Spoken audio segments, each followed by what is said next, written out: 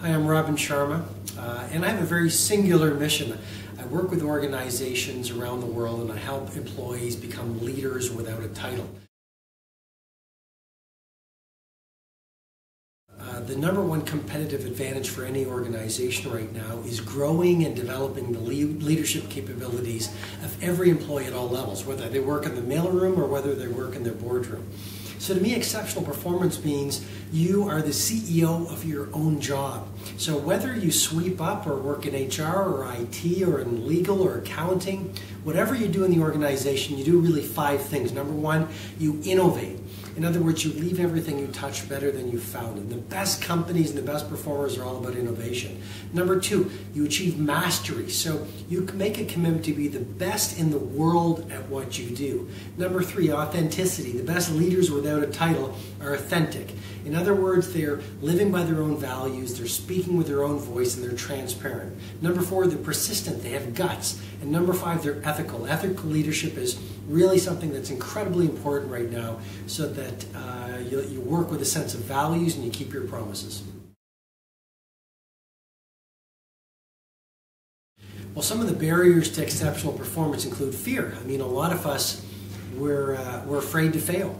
We're afraid to leave our comfort zone, but the least safe place you can be right now is in that zone of complacency where you refuse to rethink the way you work and rethink the way that you deliver value.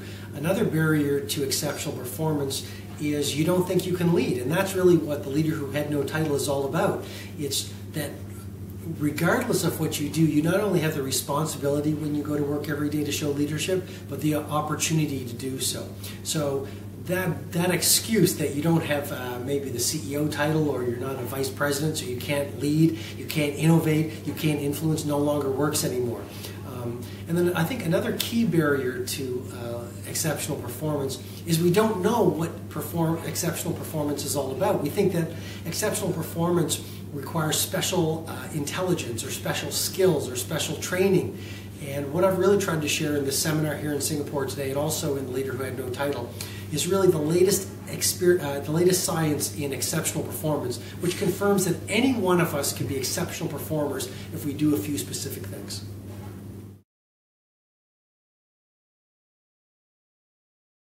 So some of the specific things you can do, it begins with challenging your old assumptions.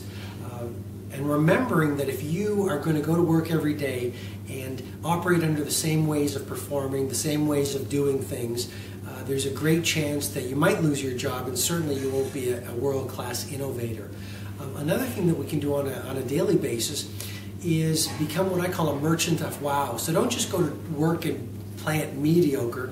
Go to work and be so good at what you do, regardless of what you do, that the people around you are left breathless. Steve Martin was asked by young comedians, how can they be a superstar like he is? He said, be so good at what you do that people can't ignore you. And then another thing to remember is the importance of learning. Like each day, Warren Buffett, I found this very interesting, 85% of his workday is spent learning. So the smartest performers in business right now are reading, they're going to seminars, they're training, they're getting coaching, they're working with a mentor, so every single day they improve their performance, because small daily acts of improvements over time lead to some stunning results.